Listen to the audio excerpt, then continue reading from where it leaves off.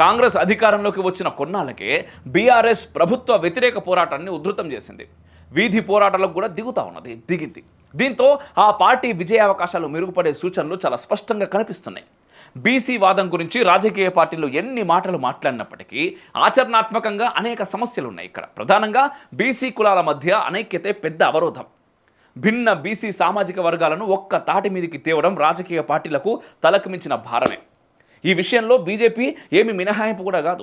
BC అనే అమూర్త భావన ఆదర్శంగా కనిపించినప్పటికీ దాని అమలులో ఉన్న సమస్యలను అధిగమించడం అంత సులభం కాదు.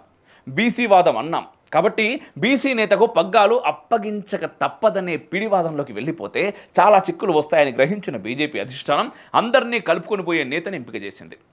ఇక్కడ ఇంకొక విషయం, బీజేపీలో అధ్యక్షుని పదవి 4 రేసులో ఉండే. ఆ 4గురిలో ఎవరికిచ్చినా మిగిలిన 3 చాలా విచిత్రంగా బిహేవ్ చేస్తుండే. ఈ అంతర్గత కుమ్ములాట ఇంకా చాలా ఎక్కువ అవుతుండే. అందుకోసమే వాళ్ళందరూ కాదని చెప్పేసి మరొక వ్యక్తికి ఇచ్చారు.